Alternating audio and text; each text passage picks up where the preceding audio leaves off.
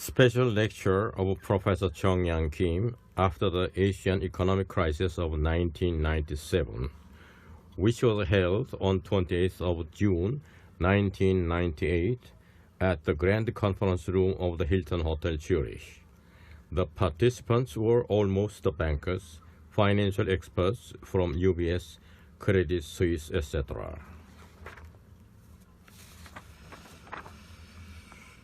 Ladies and gentlemen, it is a great honor to hold forth on the Korean reunion and its influence to the Asian economic crisis. First of all, I express my cordial gratitude to the Honorable President of the Swiss Korean Chamber of Commerce, Dr. Peter Widmer, and Mr. Kekais, the CEO President of CHIPAS, who has initiated the whole program for Mr. Yoo Jong-gun, the governor and the presidential advisor for the economic affair. Unfortunately, he couldn't come to Switzerland because of his urgent duty at the presidential Blue House. Many programs for him have to be cancelled, but not the today's annual meeting of the Swiss Korean Chamber of Commerce because of an important subject regarding the Asian economic crisis and the specific role of Korea. As we already know, the Northeast Asia of the Pacific region is the most important area for the world economics. For many economists, it was once a dream to come to this region. If somebody says an art collector will naturally be drawn to Florence or Paris, a mountain climber to the Himalayas or Alps, in very much the same way, a social scientist or economist interested in modernization will have his attention fixed on East Asia. But since last year, the core of this area, especially Korea and Japan, became flea market of the world. The goods which are exhibited there look suddenly like an old style and the cheapest one, so that everyone may enjoy their choice and buy very easily. Still, many firms and financial institutes of this region are waiting for new buyers. Among them, several companies will go to the bankruptcy if they couldn't meet immediately a new customer. It happens in Asia day by day. What is the real situation of this type of crisis? If somebody raises a question to this proper situation, the answer might be a simple one. It is the deflation situation like 1930s of Europe and America. Everywhere in Asia, the voices are to hear.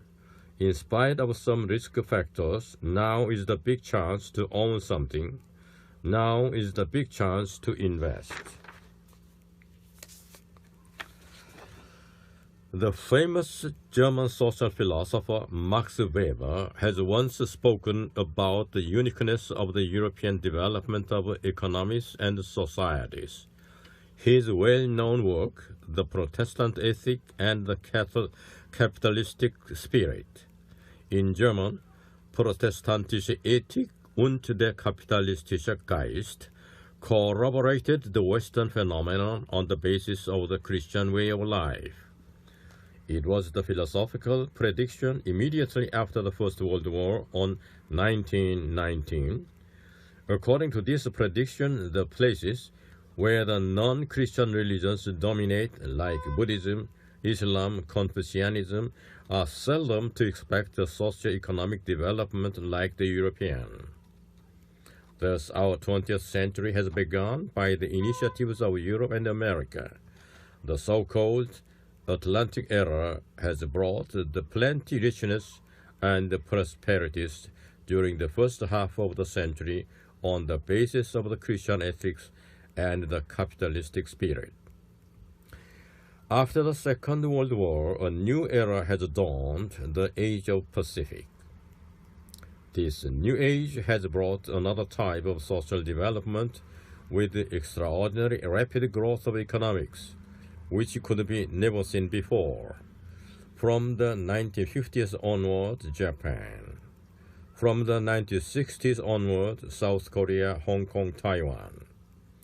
From the 1970s onward, Singapore. From the 1980s onward, China. From the 1990s onward, India, etc. Asia is a huge continent in size and population. By the year of 2000, Asians are expected to account for 3.6 billion of the world's 6.2 billion people, nearly half of the whole world's population. Fully 1 billion of those Asians will be living in households with some consumer spending power. Unlike the European, the richness and the prosperities are now concentrated in megacities such as Peking, Tokyo, Seoul, Hong Kong, Bombay, etc., where the cultural heritages are not based on the Christian religion. It is the quite distinguished form of economic and social development. Those megacities are of great importance not only for the economies and finances, but also for the whole cultural and social life of this region. The most interesting place of the Pacific region recent is the special economic zone at the delta area of North Korean Duman River, where Korea, China, and Russia meet. One of the Korean chaebols, Hyundai Group, is working there since a couple of years in order to exploit the Siberia's immense natural resources. A huge scale of the industrialization at the Russian Pacific coast is a great ambition of those three countries for the next century. We call it a new Californiazation of Asia. The reunion of North and South Korea will enhance the exploitation capabilities of this special industry zone, which will shape a large scale of military and economic fortress for China, Russia, and Korea. That would be a great competitive pressure, especially for America and Japan, in coming close future. It seemed that the center of the world's economies might remove to the Pacific region. Many scientists, scholars, politicians have forecasted that the next century will be undoubtedly the Pacific era. If Asia's growth continues, even under nowadays difficult situation, the Asian economies, including Japan and India, will be in coming decades bigger than the economies of Europe and the Americans put together. A calculation by the International Monetary Fund, IMF, showed that Asia's share of the world's economic output in 1990 was 25%. That of North America and Western Europe combined was 46%. It is a remarkable sign of the Asian prosperities. Then, unfortunately, it came an economical typhoon in Asia last year, beginning with Thailand. This outrageous Typhoon I has raised a terrible crisis among all Asian countries and now reached to Japan, where its terminal has been founded. The miracle economies of all Asian countries will follow this inevitable trajectory of the declining growth of Japan. The decline symptom of Japan has been seen, however, since the 1960s. As Japan matured from the 1960s to the 1990s, for instance, its average decennial growth rate fell from 8 to 9% to some 6 to 7% to about 3 to 4%. But no one has accepted this as a serious phenomenon because the retrieval could be easily carried on by the Japanese. Now, it's very hard to say that the Japanese, as an engine of the Asian growth, rally from their economic and financial failure during the past decennia. Then, what was the Asian economic revolution and its aftermath? The Asian economic revolution and its aftermath. It's now very important retrospection to follow up why the world economies grow in general and why, in particular, the economies of East and Southeast Asia unexpectedly grew faster in the 2 generations after 1950 than any fairly large economies have ever grown before. Asia has been extraordinarily good at putting together the 4 elements that makes for economic growth.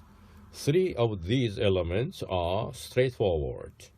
First, Asia's workforce has grown fast and puts in long hours. Second, most of East Asia has been extremely good about improving the quality of its workers through education and training.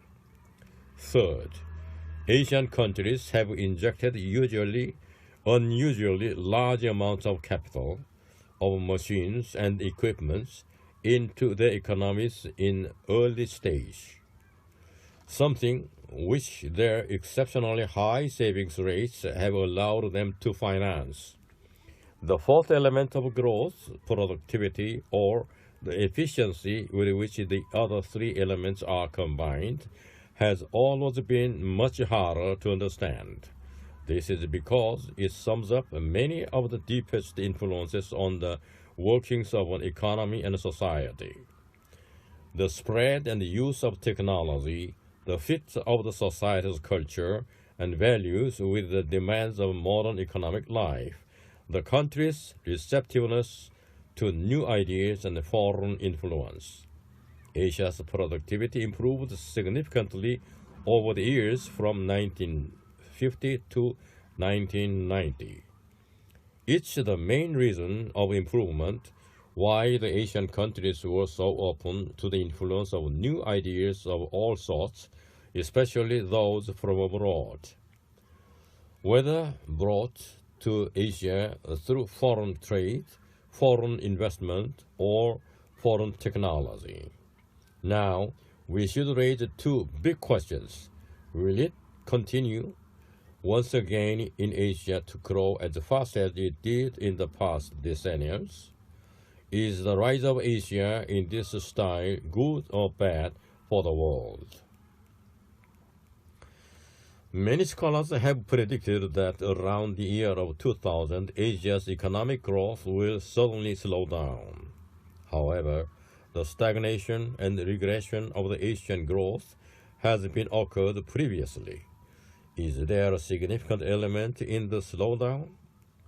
The biggest flaw in the success stories of the modern Asia, including Japan, has been their failure to develop the transparent and objective public institutions needed to run the more sophisticated societies and economies that their fabulous economic growth is producing.